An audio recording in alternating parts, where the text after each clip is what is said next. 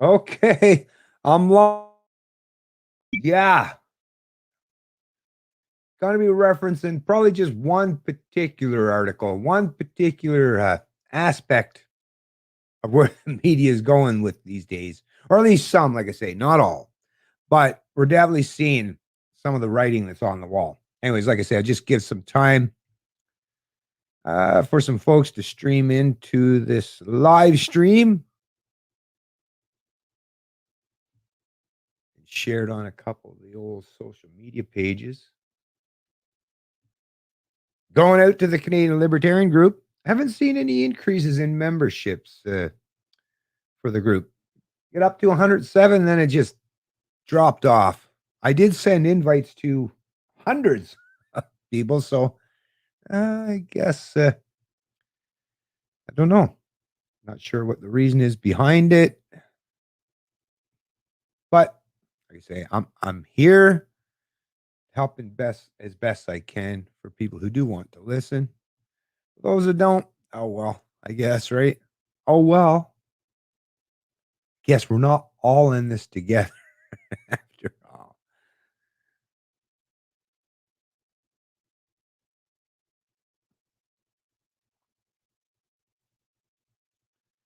Like I say, let me just get some time. Hey, what's going, Sean Vision? Actually, I saw a couple of posts from you this morning. Actually, yeah, good to see lots of active people in Canada. Anyways, hello from PEI. Possibly more restrictions coming our way. Yeah, you're right. Yeah, definitely.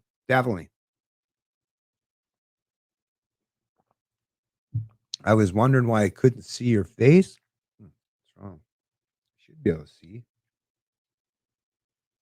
I was wondering why I couldn't see your face. Yeah, I'm not sure on that one. Not sure on that one at all. Wonder why these things are coming up with a dual color. What's going on, Church of Zur? It's Church of Zur. Not sure what the Church of Zur is, but welcome to the stream. Like I say, I'm just going to give it a couple minutes here. Let some people get that notification. I know it does take a couple minutes sometimes. Notifications do get to go out. Although we definitely recognize fewer and fewer people are getting notifications for streams such as this these days. But it's all good. It's all good. Oh, I will just say one thing while we're waiting, I guess.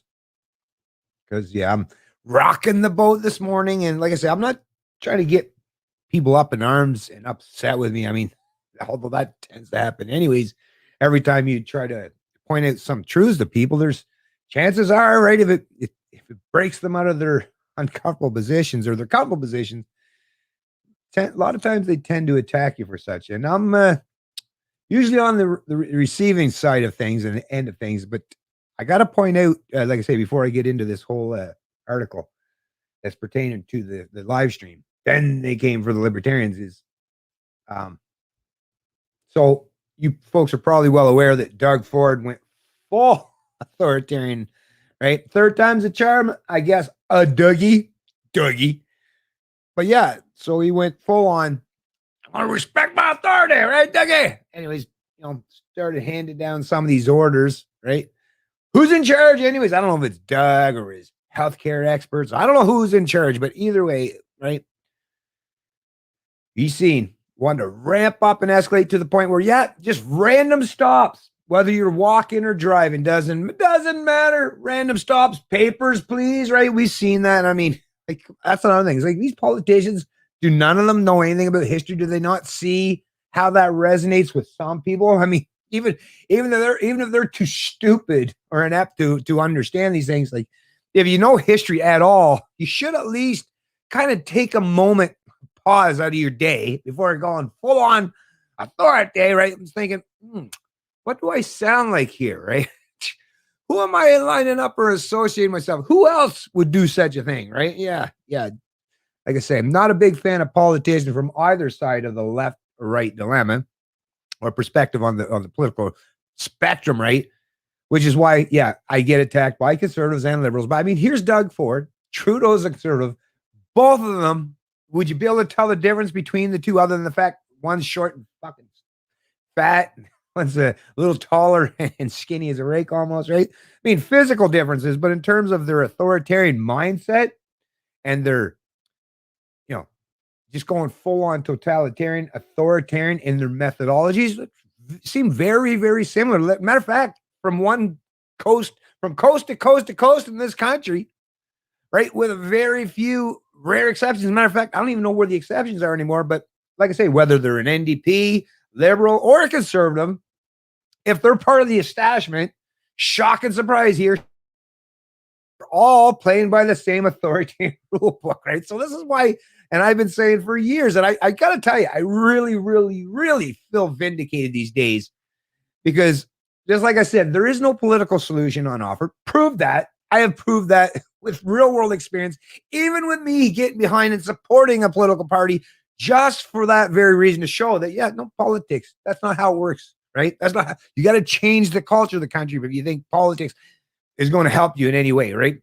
No, you got to be in a really, I mean, to think that you're just going to persuade people, right? No, anyways, like I say, there is no political solution at this point in time. The fact that everyone seems to be running towards whether it's like they want to support the left or the right, or what we're seeing today because, or as a direct result of Doug Ford, and apparently he's lifted some of these restrictions, and now people are coming up with all kinds of reasons and excuses as to why. But once again, this is an old tactic that is used many times in the past by authoritarians is rhetorically go even further in your rhetoric than what you're actually going to impose on the people, right? So what was it? Here's the setup. Doug Ford was going to stop everybody. He was going full on totalitarian state in Ontario, police state even, and actually even the Canadian Constitutional Foundation and a couple of the civil liberties groups, which are toothless, right? Basically gumming it at this point in time, right? Very toothless in Canada, these people, and don't seem to have a whole lot of gumption in them, right? But anyways, is the police, right? The police, now you're hearing people are now lining up from although I will say mostly from the right, and saying that, oh, I'm so proud of these police, how they pushed back. And you've seen, like, whether it's the Ontario Police Services or the Ottawa Police Services or whatever, the OPP didn't, and didn't hear anything really from the RCMP. Well, I guess in Ontario, there are probably jurisdictions in Ontario, the RCMP, probably way up in the northern. But I mean, people are saying, oh, look, there's some of these police services are saying that they're not going to go along with just randomly pulling people over. Okay. Right. You're really willing to believe a bunch of lying, thieving, parasite authoritarians, as if they're not going. Like I said, it's a political, it's just a PR campaign. They're out front. So now, and I'm seeing people today, just like, it's like you can just see how this is going to unfold. That's how crazy people are, so easily not just readable, but like you can almost, and it's weird because like I don't have no special powers, but I can almost predict based on people's beliefs, right, their ideological preferences, and how they're going to react to this stuff. And what we're seeing is right wingers today are coming out. It's funny because when you talk with the police, the left, because Black Lives Matter and police corruption and Floyd, right, the incident down in the U.S., the left are actually, it's weird these days, although they're still on the side because they're the ones that are helping to enforce some of these impositions, or their political masters are. But it's so weird to see these days that the right wingers are the ones. First, they're pissed off about when the police are going after the religious institutions or the churches, which rightfully so. But then at the next side of their mouth, that's the thing with conservatives, they're so enamored with law and order that they can't help themselves, right? And then they see one little inkling where one cop or one police union representative or somebody says something where we're not going to go full totalitarian, we're going to do things our way. None of them ever said that they're not going to enforce anything. None of them ever said that these health measures or these experts are completely wrong and unconstitutional, right? None of that is happening. None of that is taking place. You're not getting any cops are saying, no, we're going to go arrest, right, these politicians who are trying to infringe on your inherent and inalienable rights. None of that. Just a little public relations campaign, a little tweet was all it took. And then people, the conservatives I thought were at least coming along. Oh, you're starting to see why we libertarians not big fans of the enforcers of the state. I've seen some conservatives in this country kind of going along that way. It's like, oh, maybe they're headed over in my general direction or vicinity here now. And come on over. This is the place to be, over here in Liberty Land, right? Over where we think about liberty, and we actually don't just think about it, we live it, right? We promote it. We try to make that encompass every aspect of our life, is living free, right? I thought they were coming over this way, but once again, all it took was one little public relations campaign or a tweet or two, and they're back to let me lick some boots. Like, what?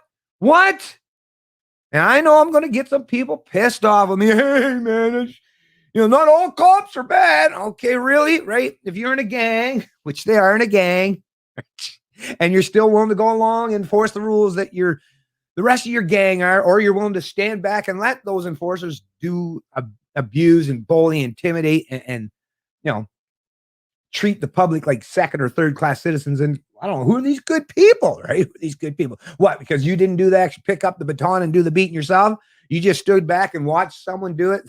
That's your buddy that you'll probably go and have a coffee with tomorrow, right?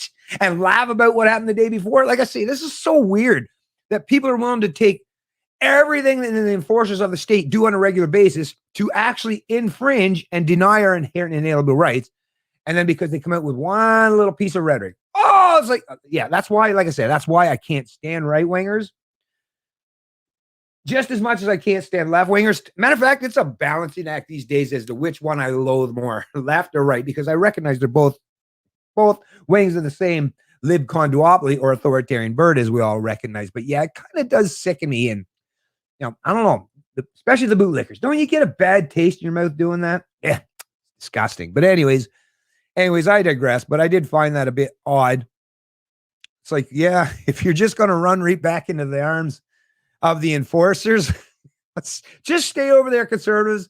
Stop getting we libertarians, like people like myself, stop getting our hopes up and thinking that you might someday come to actually respect, the sovereignty of the individual and genuine freedom. Because, yeah, I'm seeing where you folks are genuinely at in your mindset. And it's not in a very good place as far as I'm concerned. Anyways, let me see how everyone's doing in the chat, because I did see there's some people that's joined up with us now. Hey, Ezra, what's this? Ezra, cool. You were related to Levant? Ezra Levant? No, just kidding. Hello from Ontario. Hey, nice. Haven't tuned in for a while. Have you talked about Flip-Flop O'Toole yet? Yeah, Flip-Flop O'Toole. That's a good one, right? And I actually was watching a video, Andrew Lawton, True North. Pretty decent folks, mostly conservative, not so much libertarian. Although I got to tell you, I've even heard Andrew bring up the word libertarian a couple of times. So it's pretty impressive to see that people are actually starting to acknowledge that there is such thing as liberty and libertarians in this country. But yeah, I was listening to his program there where he was talking with the guy from the Canadian Taxpayers Federation. And it's like, I was standing right in front of the picture of him with was it? It was with O'Toole, with a big sign behind them, pledged to have no carbon tax, right? Well, I guess that's a big old broken promise. And I mean, you mean a politician broke their promise? Like I say, at this point in time, why are you willing or foolish or naive enough to believe politicians? These are professional liars. The fact that you're willing to continue to believe people who are professional liars, people who look you straight in the face and bold-faced lie to you, like Aaron O'Toole or Justin Trudeau or Andrew Scheer or anyone who represents the establishment, Jagmeet Singh or any one of these. Like, I mean, if you're foolish, you're naive enough to believe them. I mean, the bad part is it's bad for you that you're foolish and naive to believe them, but terrible for people like myself. It's because in a democracy, the mob or the majority rules. So whether you're picking the Trudeau libs or the O'Toole cons or the NDP, the NDIP or socialists, right, under Jagmeet Singh, right, I'm going to suffer no matter what, which is why, yeah, not a big fan of the left-right duopoly, right? As I recognize they're all authoritarian, just with a little different style or twist or spin in how they want to impose it on the people. But yeah, thanks for joining the stream, Ezra. So what's going on? Healer, Elma Bay. Good morning from Miracle Beach. Ooh, Miracle Beach. That sounds like a good place to be. Sounds like a darn good place to be, I bet. It's starting to, I have never spent much time in BC other than when I drove long haul. I did go there on a couple occasions. mostly down just around like Surrey, BC. Like you're just barely in BC or Victoria or whatever. Was it Victoria? I don't know. Like I say, just barely in the interior, or not in the interior, but just barely across the border into BC when I was doing my long haul. But I gotta say, the little bit that I did get to see of the province it is a beautiful place, and I gotta tell you, one of these days I'd like to get out west. Seems like some great folks out there. Actually, some of the shows I've been watching now, like I'm a big fan of Ice Road Truckers. That's out of BC there, right? Yeah. And what's the other one? Uh, oh, Rust Valley Restorers. Great show. I really enjoy that kind of stuff. Those guys are a kick. But yeah, I believe they're out of BC as well. And yeah, I mean, not just the geography of it and the composition, the makeup of it, but even some of the peeps there seem to be some decent folks. So I love to get out on the West Coast and see what's going on. But yeah, Miracle Beach sounds like it'd be a pretty good place to start, right? But thanks for joining the stream. Hey, what's going on? Let me pull this up. I see I got a donation here, folks. Let me see what's going on here. Chris Eggleton. Hey, thank you very much, Chris, for that's a very generous donation. I really appreciate that. I like your work, CL. Been here for a while, and think you and Corey Morgan from the Western Standard should get together for a convo. Nice. Support your voices, folks. Yes, thank you very much. Actually, not sure, Corey. Actually, Corey Morgan, I probably do. That name does sound a bit familiar. I definitely know of the Western Standard. I have a couple other people that I'm friends with online that are contributors to the Western Standard. Shout out to those folks. But I will just mention if you wouldn't mind doing so yourself, although maybe I'll consider or contemplate doing it myself. Actually, let me write this down just in case, and maybe I will reach out to this gentleman. Actually, let me just open up a notepad here real quick, and perhaps try doing that. Have a conversation with them. So the name is. Let me just move that over here. Corey Morgan, Western Standard. Corey Morgan, Western Standard.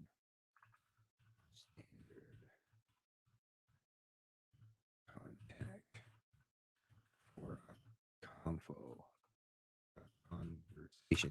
Now, if you know them better than I do, which you probably do, like I say, that would be very cool if you would reach out to them and maybe put them in contact with me. Real easy to find me, obviously. Canadian Libertarian on Facebook, Minds, Gab. I don't go on Twitter much, but I do check in it once in a while. I don't use Twitter for too much other than just seeing a couple things in the feed and the message. Just make sure I still have the message for other people who I do follow or follow me on Twitter. But like I say, if you or Canadian Libertarian BH@gmail.com, they can always contact me in a multitudes of ways. And I would definitely consider, or not just consider, definitely have a conversation with this person, because that's what I like to do. I love having conversation. I believe that having long form conversation I believe that is the only true recipe at this point in time, anyways. And I mean, people actually reaching across, chasms, huge divides. I believe this is how, right, by leading by example and trying to reach across. Now, I'm not sure this person might very well be more aligned with libertarianism. If that's the case, I still love to talk with fellow libertarians as well. But I'm definitely looking for people who are willing to reach across that divide or those political lines.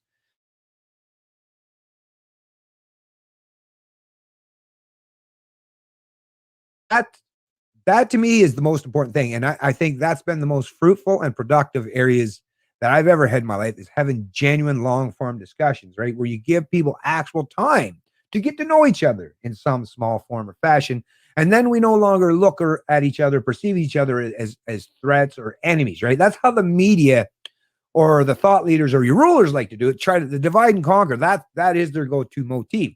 But how do you break free from that? Is reaching across different divides or reaching out to other people to have conversations. Because once you've seen that and have experienced that for yourself, you realize that, that guy's not so bad after all. Or no, she's not as bad as other people suggest she is at all, right? That's how you get to know these things, right? And it's really important to have these kinds of conversations. Audio form is fine, but in a full audio and video form is even better. Or matter of fact, in person is probably the best scenario you can hope for. And actually, I will mention right now, I'm going to start doing it in my little locale. I'm going to start doing where I can rent a local recreation center here. I'm going to start putting on events maybe once a month in the beginning, right? To reach out to people in my local community, in my local jurisdiction, people that you would never get the opportunity to speak with, right? In that kind of a setting or environment. I'm seeking to do that myself. And maybe that's something that's, that folks like yourself that you're listening to, maybe that's something that you would be interested in as well, because we're definitely seeing how our voices are slowly but surely being silenced online, where it may get to the point where, other than being able to communicate in alternative platforms, which I think that will still maintain for quite some time, right? We do have alternative platforms such as mine and Gabs and others, locals and things, but I do believe that even more importantly is our ability to communicate with each other in the real world, in the physical space, right? So definitely look for that kind of stuff. But yeah, thanks for that great donation. I appreciate that. Okay, back down to the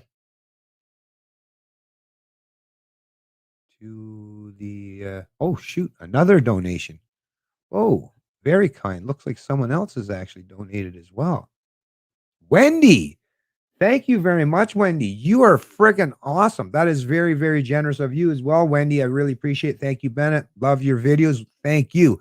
Actually, I just recorded a couple. Now I'm going to record a couple more, because as much as I do enjoy these live streams, I recognize, and I'm listening, I'm paying attention to you folks. I recognize there's a substantial portion of you who like me to do these shorter videos in like 10 to 15 minute segments where I get right to the point, and it's much much more seamless to watch, get the information, and to share, because that's the other thing. These long form conversations or long form streams like I do, I get it how it's a little bit more difficult to get people to actually want to sit down for maybe an hour or two.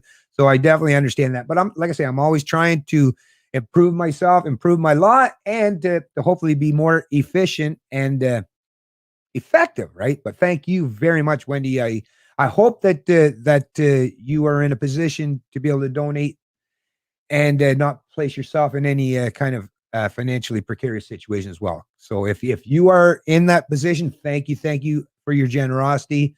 However, like I say, anyone that's in tough, difficult financial situation, I completely understand, right? If you can't donate, that's just a reality. I've been in that situation many times myself, so I completely understand. So like I said,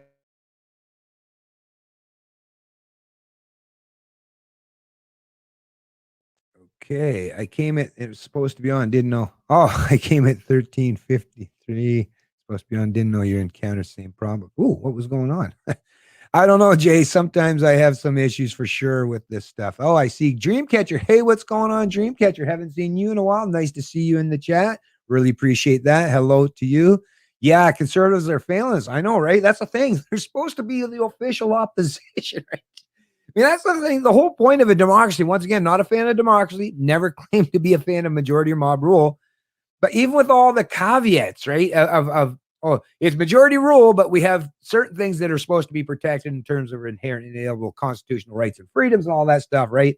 And the fact that you should at least have a party that's adversarial or somewhat combative towards those who are in charge. And we don't have that. We don't have that today in Canada, not from the Conservatives and not from the NDP, right? The Liberals are in power, and everybody, the Greens, the Liberals, the NDP, and the Conservatives are all basically playing by the same rule book. And what does that leave? Yeah, that is literally, right, taxation without representation. Because if you're a conservative, now once again, I'm not a conservative, I'm a libertarian, but I definitely, as a libertarian, taxation without representation. There's no representation for libertarian philosophy or ideas or principles in Canada. That's non-existent. So, I mean, taxation is already theft. But even if you believe that taxation is somewhat legitimate and you're a believer in government or limited government in some way, or even, small c conservatives or whatever that are more about a small state as well, where is it? It doesn't exist, and it never existed under any conservative regime in Canada. I mean, Harper grew government massively. Harper, not only did he grow government massively, Harper was also a big fan of mass immigration, right? Like, what was he, 250,000 people a year under his watch? Big fan of big government spying and invading our privacy on social media. Bill C-51, right? That happened under the Harper regime. How about the auto bailouts and the bankster bailouts, which has caused, the housing market in Canada. Look at the housing market in Canada today. We're seeing even under a year of lockdown under COVID, the housing market in Canada had its best year on record during a year of COVID restrictions and lockdown. So apparently the banksters, right? Nobody learned anything. Nobody's trying to correct any bad mistakes or some of those terrible things that they did that have caused the ramp up in price valuations in the home, this massive bubble that's pricing entire generations of Canadian citizens out of their ability to start a family or own a home. And yes, that's very important. There's nothing entitled for anyone to be able to afford to have a home over their head, a house, a roof over their head, and a home to live in to raise their goddamn kids. And no, we shouldn't all be living in condos and goddamn apartments. There's subsidized, areas of the big city. People should be able to afford to live in an actual house. But that's the problem with big government central planning. And like I say, whether it come from the left or right, they've been both guilty of it. And I agree with you 100%, Ezra, is conservatives are massively failing.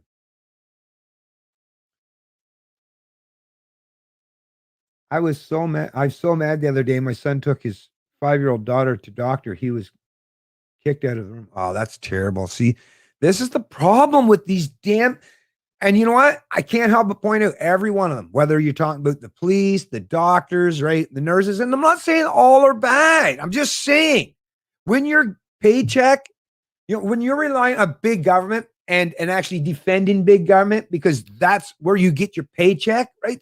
This is the problem with socialism. This is the problem with having the government intervene in the economy or controlling aspects or entire segments of the economy. The healthcare field, the education, everything is so micromanaged and heavily regulated and dictated and controlled by big government that you have no chance these days. And yeah, the doctors, it's not just doctors, but teachers. I mean, we've all experienced it. Whether it's a teacher, a doctor, a principal, anyone's part and parcel of the public sector, right? Even go to your local DMV or like the Ministry of Ontario. They all treat you as the Canadian citizen who's forced to pay for these people, mind you, right? You're forced. It's not like you choose to voluntarily pay for them, but you're forced to pay for these people. And they take that force, they use that to benefit themselves, and they treat you like garbage, and beat you over the head with the very money that they stole from you, right? So, or that their political masters stole from you to prop them up. It's terrible. It's disgusting. It sickens me, and I feel terrible for your fight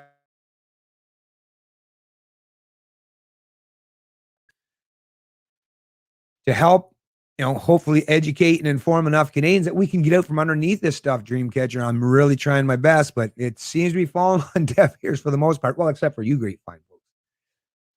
And I do recognize my stream might not be doing so great.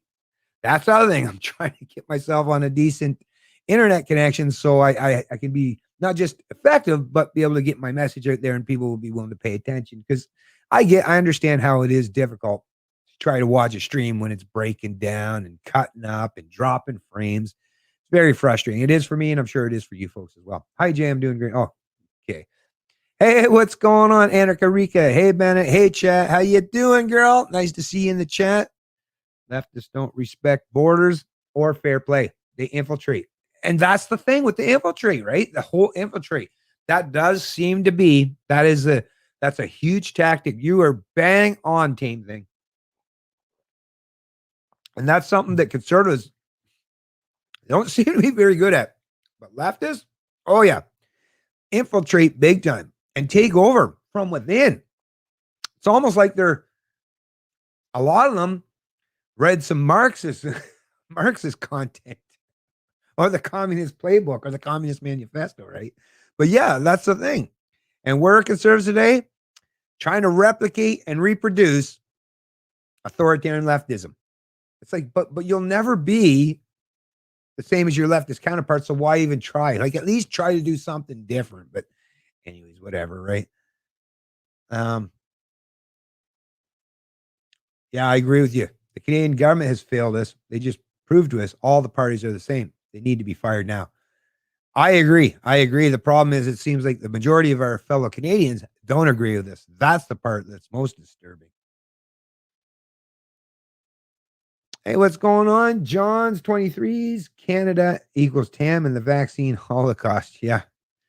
Yeah. And now we're even getting the Americans down there. Even CNN, even Jake Tapper and CNN are down there pointing out the insanity and how, what they call it? Well, Trump supporters, they're called QAnon or whatever, right? But what was it? I think I got it opened up here in a different section here. No, I don't actually. I thought I did. Oh, yeah, I do. Lily, this is a calling my eternal son. Lily Jake Tapper calling Trudeau supporters true Annan is perfect, right? So, and basically pointing out how Trudeau supporters are even more dogmatic and conformist and unthinking as Trump supporters even were, right? And I agree 100%. It's actually a great article, but yeah, the fact that I an establishment hack or should say establishment, depending on this Jake Tapper from CNN is calling out Trudeau. That is wild, right? That is wild. They're trying to do each other these days. These days, it seems. Okay, let me get back here. Like I see what's going on. Hey, creepy little girl, how you doing? Conservatives are too willing to compromise. Are they ever? Are they ever? And that's the thing. It's like they lack principles. That is the importance of having principles, right? In the absence of principles, you just go whichever way the wind blows, right? And in Canada, it's whichever way the political wind blows. And that's definitely what these political opportunists do. And Aaron O'Toole is no different. And neither is Doug Ford for that matter. Oh, what's this one? Jeffrey Boulez Richard. Personally, I think the big problem is not the police itself, but the laws that they have to enforce. It's sure that they are a problem if they decide to enforce it, but fixing the laws would help. Well, I would agree with you on that. Like, now, first of all, right? The authority, like those politicians or the heads of these organizations, right? I agree with you that they shouldn't create such laws, right? But where I disagree with you, Jeffrey, and no offense to you, I'm sure you have good reason and cause for putting forth this premise is that no, we all right. That's basically, and I'm sure you didn't mean to do this, and I'm not suggesting that you are, but for me, is it's comes across as an excuse for these order followers, right? And I mean, anyone that's alive today, and you haven't learned about the Nuremberg trials, perhaps you should, but this was the question that was posed to the enforcers of the state under the Nazi regime, right? That killed millions of Jews and well, not just Jews, killed millions of people who didn't conform or comply with state or authoritarian mandates and edicts, right?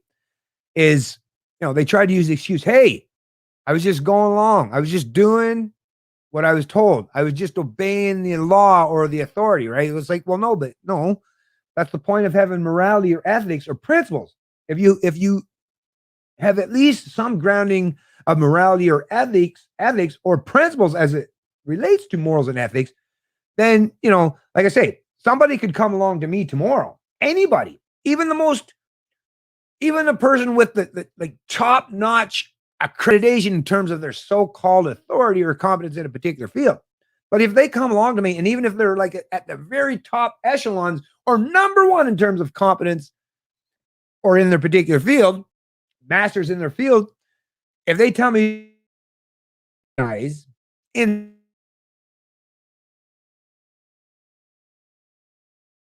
or unethical, then you refuse that. That's the point. And you know what? There's no such thing as any law, as far as I know, that's written in any country, Canada or the US, where it says that these enforcers of the state or order followers have to, right? No, they can have conscientious objections to being mindless order followers to an authoritarian state. And at some point in time, you would see that these people would recognize that they don't have to necessarily go along. So the fact that they are willing to go along at this point in time says that they're mostly authoritarian in their mindset and in their tendencies, because we're not seeing, large amounts of police forces who are now out there protesting, right, together, not prodded or not just doing a political stunt or campaign to seem like they're on the side of the citizens, but are the police unions or major police forces out there having big parades or protests and saying, we're against the state, and or are they, like I say, are they running to the Parliament building in Ottawa or Toronto or anywhere or any other jurisdiction in this country to arrest these authoritarians who are creating these unjust, unconstitutional laws? No, they're not. So I get what you're saying there, Jeffrey, but I don't give enforcers of the state that kind of get a jail free card. I know and I recognize how dangerous that can be.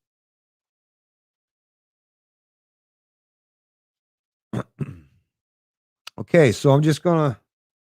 Oh, True North sold out to CCP. Don't necessarily know about that one, but you're definitely one thing I don't. Oh, let me check this one out here real quick. So where are we at with Max and PPC? Oh, I'll check. I'll actually answer that in a sec. I don't think True North is necessarily sold out to anyone per se, but I don't know. If you have any information or evidence to provide for that, I definitely I would like to know. I know they're not libertarians. Like I say, if there's one thing I do know for certainty, if you want absolute unbridled truth, the only people that are going to be willing to give you that truth are people in positions like myself, where I don't have to be beholden to any political authority, or I don't have any media masters tell me what I'm allowed to say or do. I am completely and wholly independent, right? That kind of independence is what gives me the freedoms that I have. And I guess the fact that I don't back down. I don't cower or shy away from anything. So, and I recognize that I am definitely a small minority. But anyways, back to this comment from These Colors Don't Run. So where are we at with Max and PBC? Well, like I say, whatever other people do, I'll tell you, there is no political solution as far as I'm concerned. But one thing I learned by becoming a founding member, supporting the PBC for basically a year straight, promoting them, interviewing, probably a dozen or more candidates, bunch of supporters, reaching out to lots of people, having thousands and thousands of views on my videos at the time in my live streams, while that was all playing out. I have to think that I helped a lot in at least putting the PBC on the map in some degree, right? At least I contributed enough that I think at least deserved a little bit of respect, little bit. But what did I get in return? Nothing, except a proverbial slap in the face and hey, thanks for your vote. Too bad, so sad. Because I got to tell you, most people from the PBC don't even want to talk to me. They don't want to engage or interact with me. They pretend that I don't even exist because they want to do their thing, right? That's the thing. Some people are opportunistic and they just want to become the new rulers, right? Maybe that's the case for Maxime and his PBC. Maybe I should have listened to some of the warnings that people were telling me that Maxime is an opportunist and is not anything remotely resembling how he portrays himself. Once again, but I don't know the man personally, so I don't usually go by, attacking just the person or the individual. But I do recognize that the party and none of them seem to care that I even alive today. And most of them kind of go out of their way to try to ignore me entirely. So I don't know. I'm done with them as far as I'm concerned. I've already basically washed my hand of them. I'm going to be paying attention, of course, just like with the CBC and CTV and the Conservative Party and the Liberals and the NDP. I'm going to be, and the Green. I'm going to be paying attention to what every person or party and what their stance is and what they're trying to say. Because I got to live in this country, but I got to tell you, I already recognized, and it was basically confirmed to me that there is no political solution. Not at this point. Now, if you want to have some way to have a protest vote, to have your say in the political realm, then, and you genuinely care about freedom and liberty, then I got to tell you, there's only one. And like I said to Tim before, I really regret not supporting him instead of the PBC at the time. But I guarantee I will not make that mistake again. It's the Libertarian Party of Canada under the leadership of Tim Moen for me. And not because I believe politics is going to change this culture in any way. But at the very least, if you got someone at that big bully pulpit who's actually willing to speak the kind of truths that I'm willing to speak, not that I think Tim's going to change everything or pivot Canada around on a dime. But like I say, if he gets access to the bully pulpit where the media has to pay attention to him and he has the ability to speak honestly and openly with the kind of things that I would say, then that is the guy. That's the party I'll support. And that is the party I will support. the minute an election is called, I'll spend as much time and effort as I can. Don't have a whole lot of money, but I'll spend as much time and effort as I can promoting the Libertarian Party. Not because I think there's a political solution, but because I definitely recognize there's a desperate need for Canadians to learn about liberty. So I hope that answered your question there. These colors don't run. And I appreciate you for answering or asking it. What's going on, NJ Grant? How you doing, my friend? How you doing? Anyways, like I say, so let me get to this article because I didn't want to make this stream go too long. I'll probably try to tie it up at about the hour mark. So I'll give myself about 20 minutes here to cover this. But I found this to be quite, so let me share it here. Let me bring it up here, folks. It's too long, but I thought that this was definitely something I wanted to cover and more in depth, in a more in-depth manner. Doing it in a standalone video is easy, but it's a fairly long article, and I don't like to make my videos stretch out for too long. That's why I use these live streams to really get down into these things and get into the nuance of what's being said here. So here we go. This is from the Ottawa Citizen. It's a columnist opinion piece. Pellerin, Bridget Pellerin is her name. Don't hide behind arguments over freedom when you flout COVID rules. If you will not tolerate a thin piece of cloth on your face or virtual religious services when everyone else is on Zoom for everything, don't talk to me about your rights being violated by a tyrannical public health autocracy. So, okay, let's just even just the headline. Let's delve into this a little bit here. So don't hide behind arguments over freedom when you flout COVID. Okay, first of all, why are you suggesting that people are hiding behind their arguments over freedom? Right? Who are these? First of all, who are you referencing? Right? I don't see anything in the main headline or the sub portion of the headline that suggests who are these people that are, if you're not willing to, put on a muzzle, and like how they explain a thin piece of cloth or virtual religion, or not go to church and just do it in virtual settings, like, when everyone else is on Zoom. Does this not seem like the rhetoric of resentment? Oh, if I got to do it, you better do it, right? If I got to be forced to have these impositions imposed on me, then you have to too. If I got to suffer, you got to suffer too. Does that not sound like the typical Canadian mindset? The typical very top-down authoritarian collectivist mindset? And yes, sadly, that is a reality I've seen and experienced my whole of my life. Even before I knew what a libertarian was, I knew this. Even before I understood politics, philosophy, history, before all that, I did understand that there's a lot of Canadians who are very resentful of other people, especially those who are maybe successful economically than them, successful maybe in their own personal life than them, maybe successful in competitive sports or ventures. Oh, I've experienced that with a tremendous amount of, I have a tremendous amount of experience of that. And I got to tell you, it's always sickened me. It always sickened me that Canadians are willing to tear each other down rather than try to bring and pull each other up. That has always sickened me. But that's what it is to live in a very collectivist, conformist country like Canada. Anyway, so like I say, this was reported by Bridget Pellerin, April 17th, 2021. So let's try to find out who this Bridget, who's she referencing here, right? Well, we know she's talking about people who are not willing to wear a muzzle everywhere they go. And apparently people who are or religious people, right? Religious services when everyone else. So religious people and people who aren't willing to throw on a mask, right? And conform to the pro-mask mandate, right? Is it some of these people perhaps? Anyways, let me just read a little bit here. Actually, let me read a little bit from here. Supporters gathered outside Grace Life Church near Edmonton, Alberta on Sunday, April 11th, 2021 to protest not being able to attend in-church services. The church was fenced off by police and Alberta Health Services in violation of COVID-19 rules. So apparently she's not happy with these people who just wanted to go. They're all adults.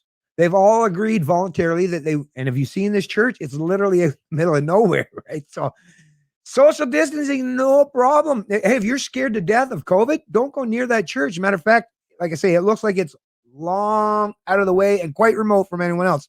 So if you're scared, just don't go to that church. And the people who do want to go to that church and choose to worship their God voluntarily, yep, leave them alone. They're not causing any harm to you, are they? Are you? Are they? Right? But that's the problem with people. Once again, it's that resentment, right?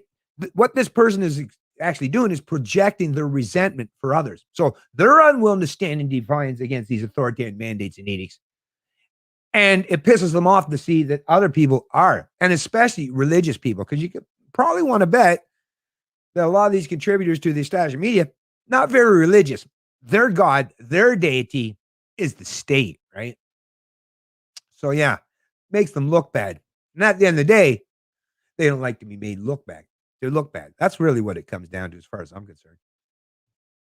Anyways, let me read a little bit from the article here, because yeah, interesting stuff, folks. Interesting stuff here.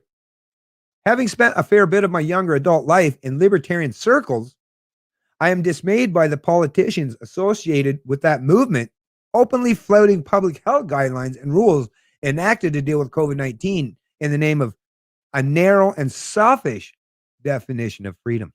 Here we go. So apparently this woman has spent a fair bit of her younger adult life in libertarian circles. Like, are you American?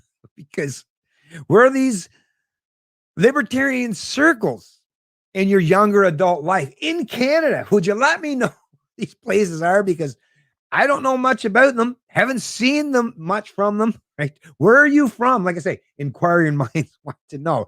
But apparently you should be familiar, right? If you were hanging around with libertarian type people or in libertarian circles, well, you should at the very least understand or know what libertarian is, what the philosophy of liberty entails, what the principles are, right? I would think. And what are those? Okay, here, let me get this here. Let me just read a little further here. The whole basis of libertarianism, as I understand it, if you've been around libertarian circles, you should understand it. As I understand it, it sounds like you question yourself a little bit. But anyways, moving on, is that we don't need governments to tell us what to do. That free, informed, and decent citizens know perfectly well how to do the right thing. Thanks very much. I think it's fair to say that the last weeks have shown this belief system to be a dangerous illusion when improperly applied. So, whoa. So much just in that one paragraph alone. Holy rhetoric, right? So the whole base of libertarianism. Well, since she doesn't seem to fully understand, I'm gonna help Bridget out here in this. Hopefully she'll get a chance to watch this video from a libertarian and actually learn what libertarians actually stand for.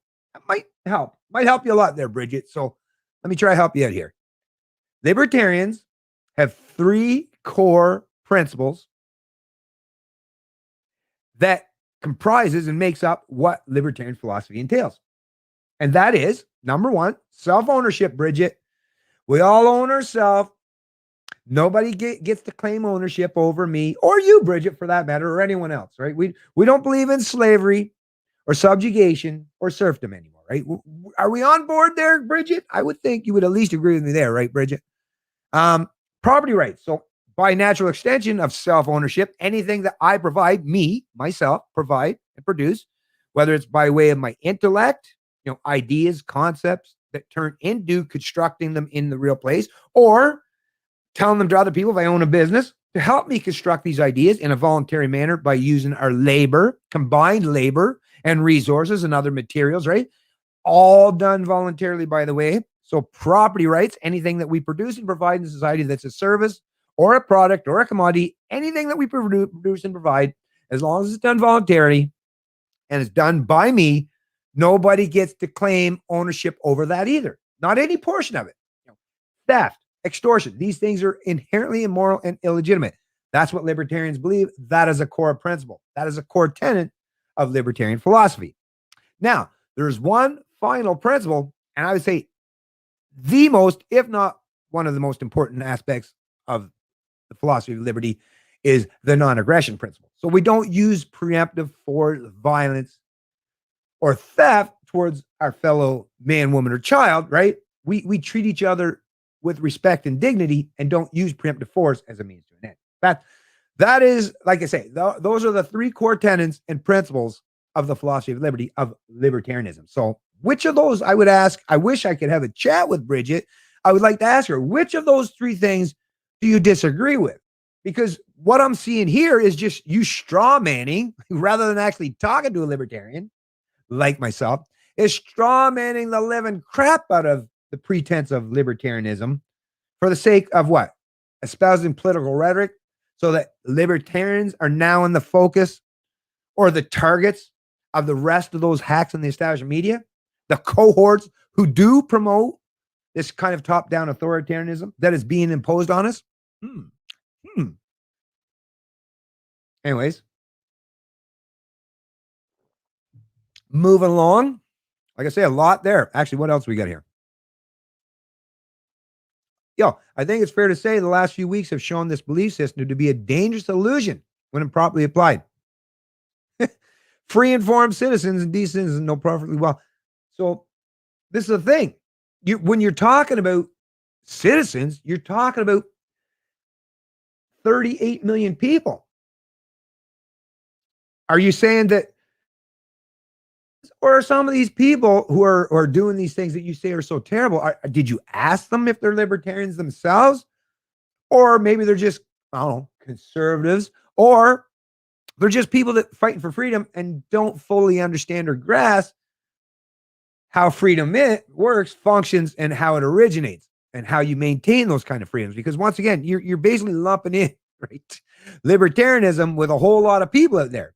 Not like everybody that's, railing against having to wear a mask a year after the fact that we were lied. That's another thing. Bridget, you forget that we were lied to, right? The very leaders that you would probably hold in high regard, right? Your political masters are the ones that said, or their healthcare experts, their counterparts, right? Were the ones out there saying, no, you don't have to wear a mask. Why? Not because they genuinely believe that, right? No, it's because, we don't have enough masks to go around. We got to save them for our peeps, right? People who are part of the state, part of the healthcare field, right? So no, if you die or if you get COVID, no, we got to protect our own. No, not so much. Don't care about you. We got to protect our own, though, right? That's the message, and we all know this now. That truth actually has come to light, and very few Canadians, I will add, don't recognize that at this point in time. Although they just need a refresher, a reminder. Most Canadians, short-term memory, right? So, but once you give them the refreshers, like, oh yeah, I bet it's absolutely right. So anyways, moving on. I still believe that with our good hearts and proper information, we are more than capable of exercising our rights and responsibilities in such a way as to help create a better, freer, fairer, and more prosperous world for everyone. That good people will do what is necessary to protect their fellows and themselves, even if that entails sacrifice. Back in September, I wrote in these pages, we are fundamentally, right down to our bones, a free people. We are also, in our hearts and in our souls, empathetic creatures. Freedom alone, exercised without restraints, leads to anarchy and savageness. Empathy by itself is powerless to do anything. Our superpower is activated when we combine those two features. When we do, we can do anything. So freedom alone, exercise without restraint. First of all, what libertarians say that you don't exercise restraints? Once again, self-ownership, property rights, the non-aggression principle. Don't hit people, don't steal from people, don't kill people, don't rape people. These are all baked in the proverbial cake of libertarian thought and the philosophy. So what are you talking about without restraints? Libertarian philosophy and those principles come with lots of restraints. As a matter of fact, the most perfectly articulated universal constraints, which actually we all have the ability to voluntarily interact in without any big government or any state determining or dictating that we do so. So that just seems really, really weird and leads to anarchy. First of all, anarchy. Look up these words, Bridget. What does anarchy mean? Do you believe that we need rulers, Bridget? You might need a ruler. Maybe you're so unruly and uncontrolled, have such uncontrollable urges throughout your life that you need someone to constantly micromanage and aspect every area of your life. Maybe that's the case, Bridget. Maybe you're projecting. But that doesn't mean that the rest of society, or that you can even point to a particular figure of society as being that way. Sure, some are, but some aren't. So stop using such collective language to describe 37 or 38 million Canadians. Sounds really messed up. And selfishness, first of all, what's wrong with being selfish? there's as far as I know, every animal in nature. I'm sure Bridge is probably a big fan of, I don't know, lots of people like cats and dogs and nature. Oh, look how beautiful. You know what? You know who else is very selfish? Everything that has ever lived throughout all of human history and history of in all of nature and the universe. It's called evolution. It's also called natural selection in some way, but at the very least, telling people that they must sacrifice themselves for some concept of the greater good is to suggest that someone else gets to define what that greater good is, and the person being subjected isn't worth anything, or they're not part and parcel of that greater good. So who are the greater good, Bridget? Could you at least define for us, lowly libertarians? Could you please explain to us, bring it down to our intellectual level and explain to me, right? What you mean? I would love to have a conversation with this lady. I really, really would.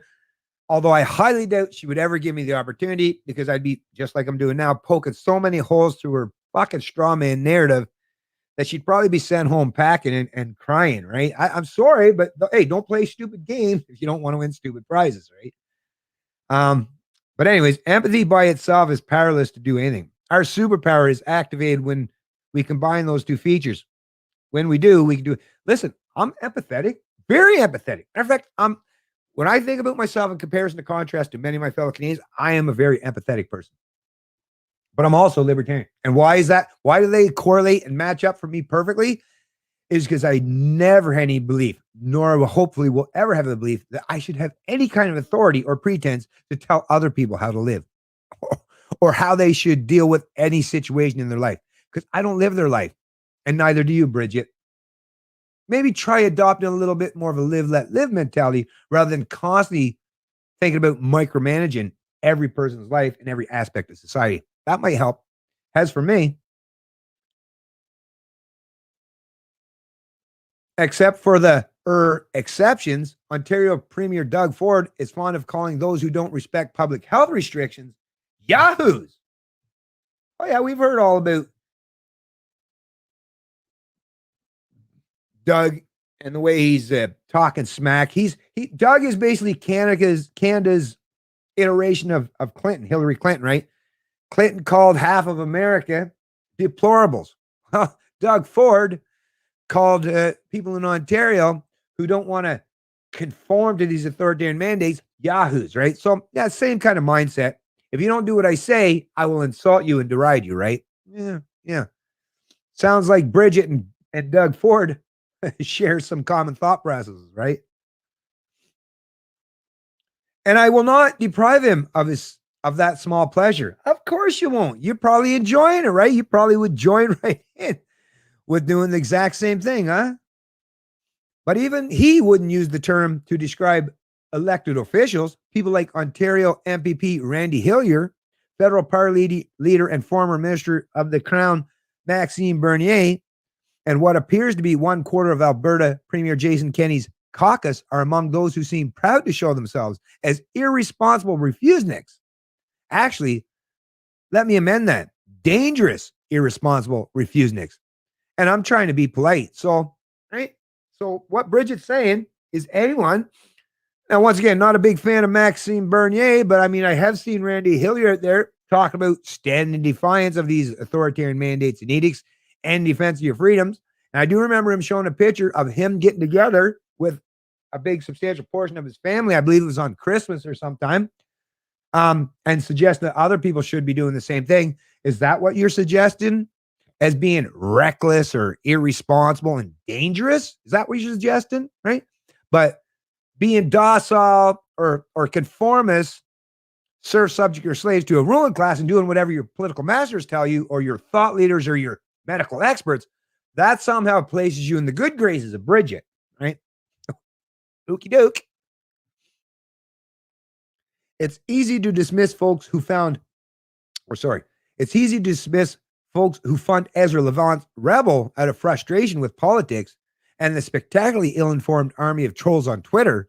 But when so many people in positions of power and authority encourage others to show up unmasked at a Kemptville bar or an Edmonton area church, claiming the police state is attacking Christians for enforcing public health regulations that restrict in-person services, we have a problem. Nah, you authoritarians, you central planning types, you petty tyrants, you have a problem. The rest of us, well, this is a good, healthy thing. That's kind of the point of freedom. Is not go along and conforming to authoritarianism. It's kind of the whole point of freedom, Bridget. When these people turn up needing ventilators, oh, listen to this part. See, this is where you, like I say, you really got to listen to the subtleties and the nuances, what they're suggesting here. And what is Bridget suggesting here? Let's get to it.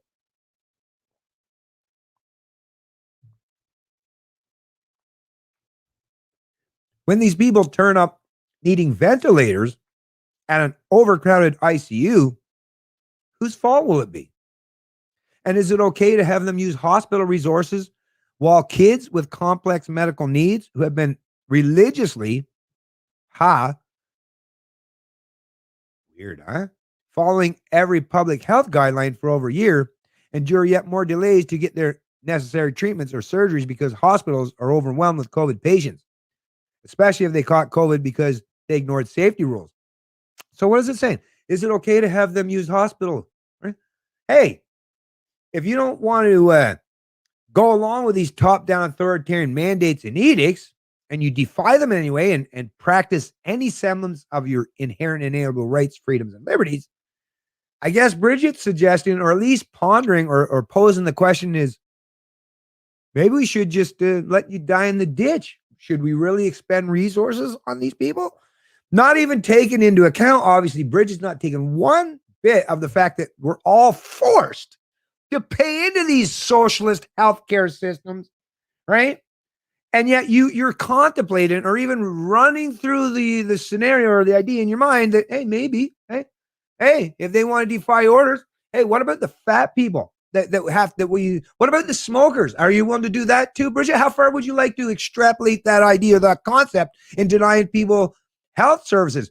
What if you're overweight? That makes you unhealthy. You're consuming resources in the healthcare that a thinner person, someone that takes better care of the health, don't, right? So should we prevent fat people from using healthcare services, Bridget? I would ask that question to you.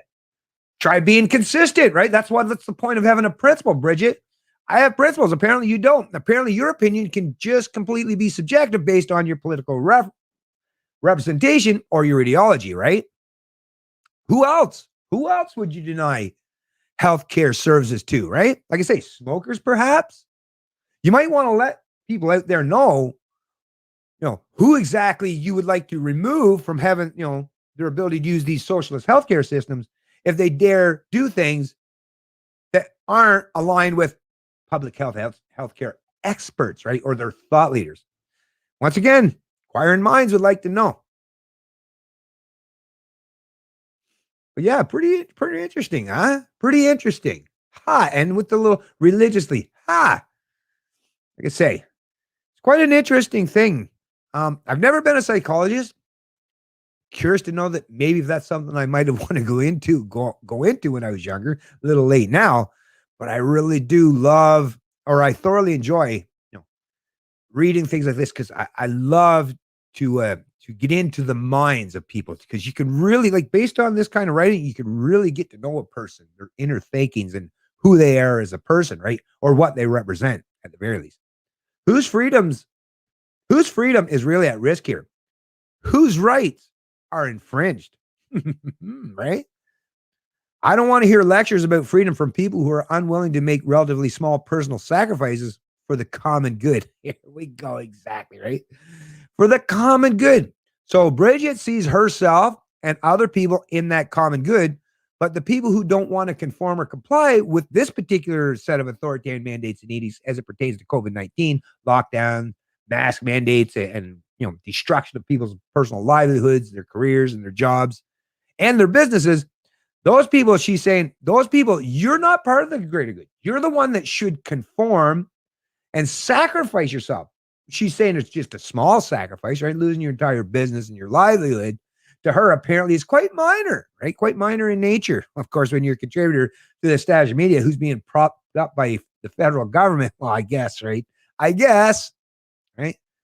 But yeah, so basically what she's saying, what I'm getting from this is she don't want to hear anything from people who stand in defiance of these mandates, these authoritarian edicts, and in defense of the freedoms, because you're unwilling to sacrifice yourself for Bridget or her kind.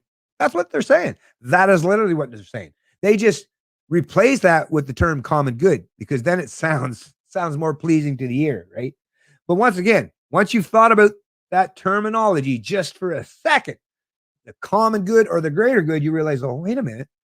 Aren't I part of that greater good? Wait a minute. Aren't I part of that common good, right?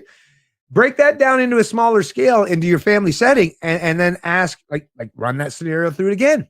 If your parents said, we want to sacrifice you for the greater good, well, wouldn't you be like, well, okay, who's the greater good? Okay, who's being represented? The greater good, right? You, is there, who else is all included? Do you, inquiry minds want to know once again, right? Okay, so where are we at here? We're almost getting to the end there, folks. Not to minimize the real hardships that many Canadians endure because of COVID-19. They are real and they hurt. So do the smaller sacrifices we all make it. I miss hugging my people. I miss hugging your people. My people. That's a bit of a possessive noun there. I don't know, but I miss hugging my people. Once again, the thought process. How people write, it's very descriptive, very descriptive. But if you will not tolerate a thin piece of cloth on your face or virtual religious services when everyone else is on Zoom for everything, you don't get to talk to me about your rights being violated by a tyrannical public health autocracy. There it is once again. If you don't go along to get along, if you don't conform, if you don't just shut up and sit down and don't question the authority, I don't want to hear anything about you or your pretense of freedom. Right? Yeah. Freedom and responsibility go hand in hand. I mean, that's something that every libertarian knows right to the core. So yeah, you're not telling us anything there, Bridget. You can't have one without the other. I'm not here to tell you what to do or believe. Well, it very much sounds like you are actually, Bridget. It really does. But if, like me, you're disgusted with people in elected offices, encouraging greed, selfishness, and the deliberate endangerment of others in the name of freedom, remember their names and vow never to vote them and their dangerous ideology back in. So once again, matter of fact, the people, like the way this is being described, that sounds like the Trudeau liberal regime, right? People who are willing to encourage greed, selfishness. Sounds a whole lot like the public sector and those who are connected to the ruling class, right? The corporate class. Lots of greed, lots of selfishness, and deliberate endangerment of others in the name of freedom, right? Teresa Tim, don't wear a mask, do wear a mask, right? We're going to have to stop and prevent anyone from having any elective surgeries because COVID, right? Because we can't build enough facilities to deal with both, right? So sacrifice, there's all kinds of sacrifices of some people's lives in this country, people's mental health up by a rampant rate, right? But according to Bridget, those are good sacrifices, right? We want all that to happen because they're the one that's on the other side of that greater good, that divide, right? So once again, this is someone projecting and speaking from a position of, that's the thing, entitlement, right? A privilege. As much as I never thought I'd ever say that, it sure as hell seems that's what these people are presenting themselves as, right? So projection, once again, is rearing its ugly head as far as I'm concerned. Anyway, so yeah, I'll pull this off here, folks. But what do you think? That was pretty interesting. Like I say, they're coming for the libertarians now, folks. The libertarians. It's us, apparently. We're the problem. We're the issue. Now, those of us who are fighting for freedom, we are the big problem. We are the big problem. Not the Trudeau regime, not Doug Ford, or Horgan out in BC, or Higgs in New Brunswick. It's not all these politicians that, like I say, economically plunder and socially enslave millions of people across the country. No, they're not the problem. No, it's libertarians who are standing in defiance and in defense of the freedoms. There's where the problem is, right? So once again, folks, Hey, what's going on, Mr. G. Rich? How you doing, buddy? So I heard something about police sergeant somewhere in Canada that refused to issue orders to arrest people for these COVID fines and has now been suspended. Anyone know where this? I haven't heard the one about being suspended as of yet, Mr. G. Rich. But thank you for joining the stream. But I wouldn't doubt it for a second. There probably is something like that. Matter of fact, maybe I'll find out about that a little bit later on.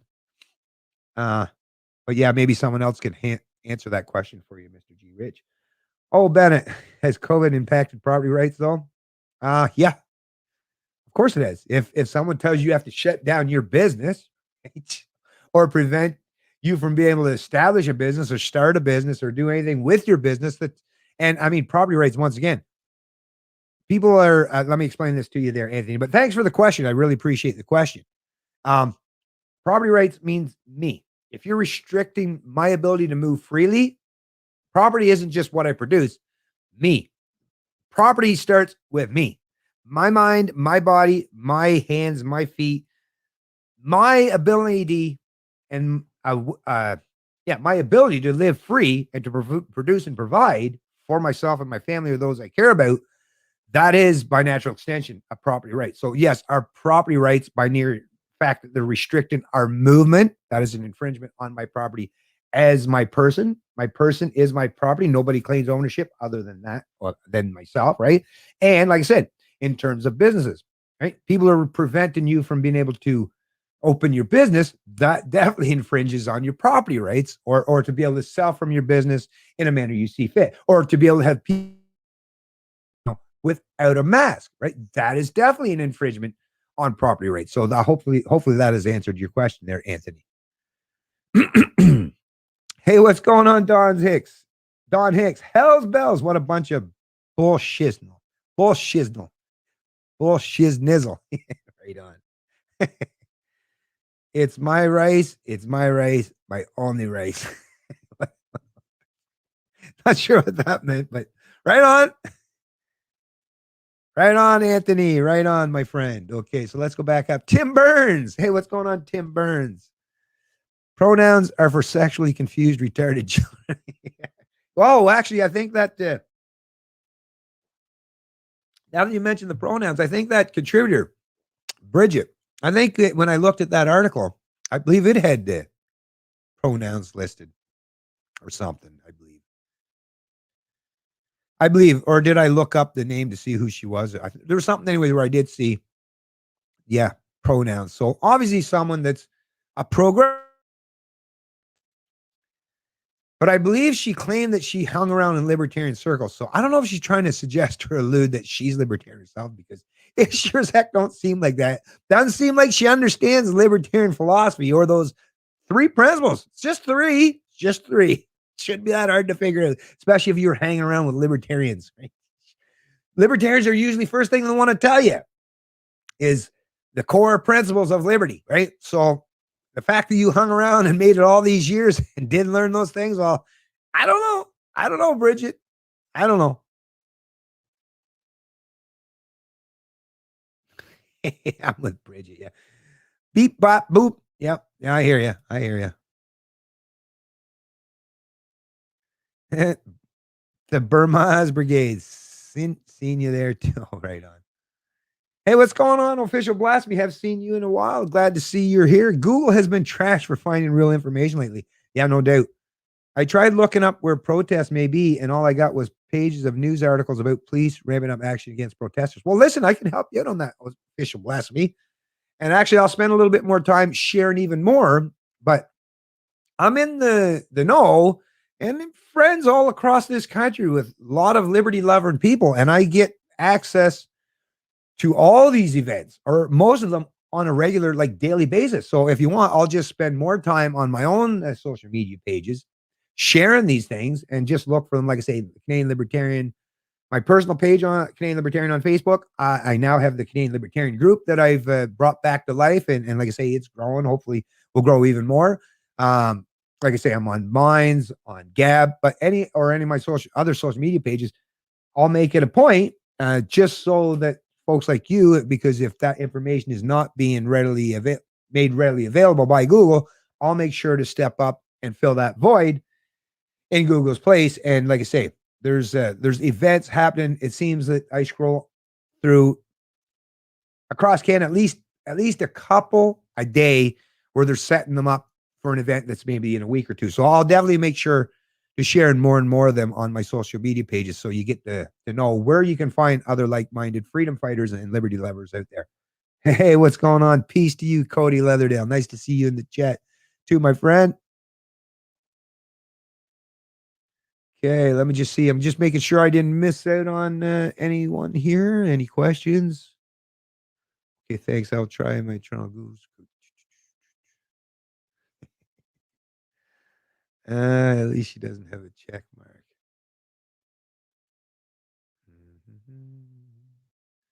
Okay, I think we're pretty good there. So yeah, I'm an hour and 15 minutes anyway. So this was good. I think this was a good productive stream. Like I say, I'm trying to keep them a little bit shorter unless I go into a long thing. Oh, by the way, Thursday, I'm going to be having my conversation with Warren Mosler, basically the founder of MMT, Modern Monetary Theory, and no doubt someone that would probably align with, universal basic income. I'll actually pose that question because we recognize that the Trudeau Liberals, an MP, has already introduced it and got the support of the Liberal Party or their caucus from, I think it was like, 77%. So it seems like a universal basic income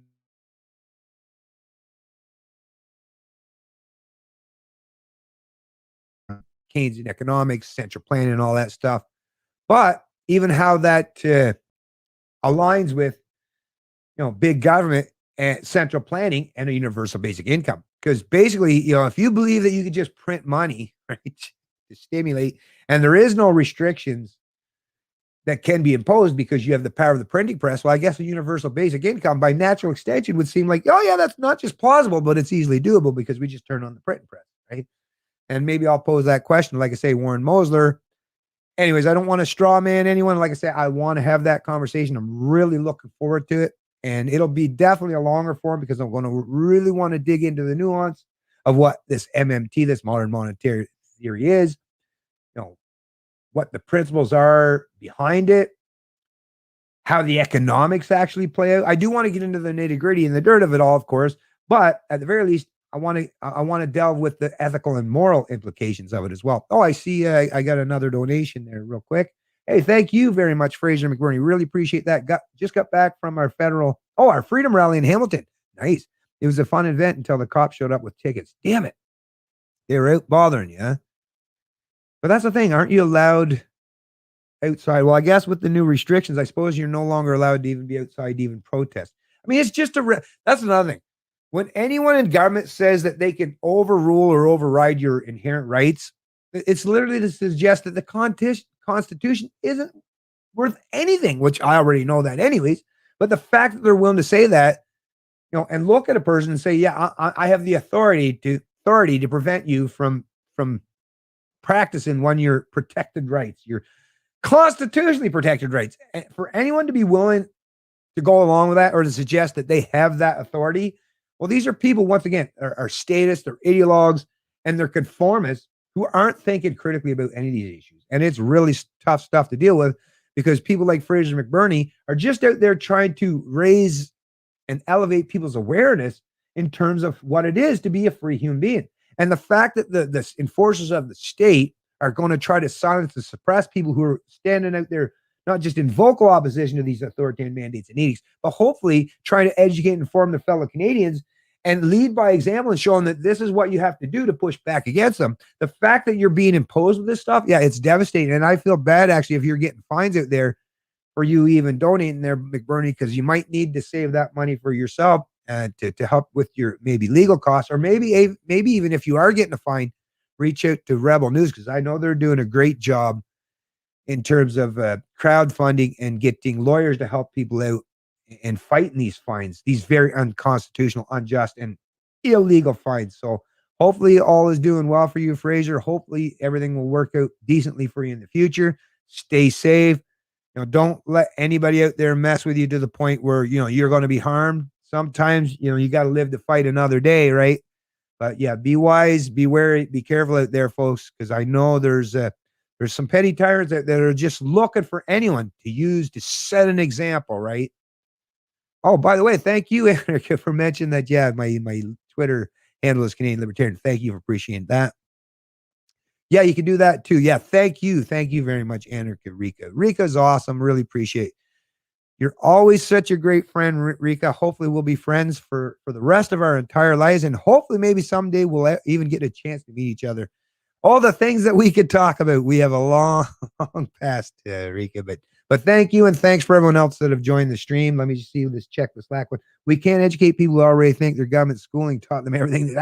That's so true, Rika, right? That's the thing is everyone's the statists are so full of confidence and believe they're so knowledgeable, whereas we libertarians, freedom fighters, anarchists, voluntarists, because we don't have that top-down authoritarian mindset. We're like, I don't know if I'm as comfortable with saying all this stuff as it pertains to other people. I worry about myself and my immediate surrounding and people that I'm closely aligned or associated with. I don't seek to impose any of my ideas, preferences, or anything on other people. That's something where we libertarians that actually are placed in a kind of a precarious situation because we look like we're uncomfortable with the truth, the actual truth, whereas our opponents seem to be fully comfortable with their untruths and their lies and their rhetoric.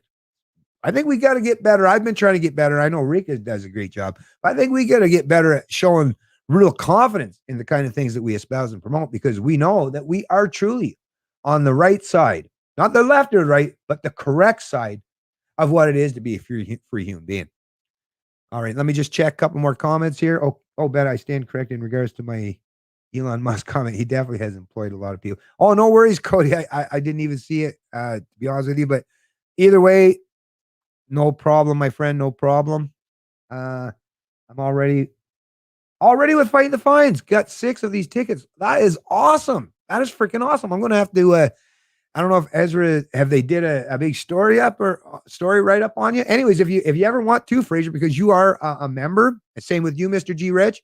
If you folks, and I've offered this in the past, but no one wants to take me up. But if you folks even want to come on, even to my channel, I'll especially when you're talking about your Fighting the Fines and your tickets, I'll bring you on and basically do like my own little style of rebel news or rebel media thing where I give you the chance to say whatever you've got to say to push back against that stuff and get your voice out there. Like I recognize that my channel doesn't have as much reach as it used to, but I'm always willing to help in any way, especially for people like yourself who are willing to support the channel. So reach out to me if you do decide that you want to do that, Fraser, and I'll give you the opportunity. I'll give you all the time you need to say whatever you got to say, my friend. Unrestricted, unedited, and unencumbered. Anyways, thanks for all you great, fine folks. Oh, they did on YouTube. That's great. Well, I'm definitely going to check that out, Fraser. I'll definitely check that out for sure. So anyways, like I say, I'm going to tie this stream up there real quick now so I don't go too long. It's about an hour and 22 minutes. But I think it was a good, productive stream, and I thank all you great, fine folks for joining it. Enjoy the rest of your Sunday. And like I said, don't forget to show up and get a preview of what MMT is right from the main man himself, the guy that started the whole movement, Warren Moser, because we're going to have a really long, in-depth conversation as it pertains to modern monetary theory. So looking forward to that, and hopefully you folks, Canadian Libertarian, and I love liberty.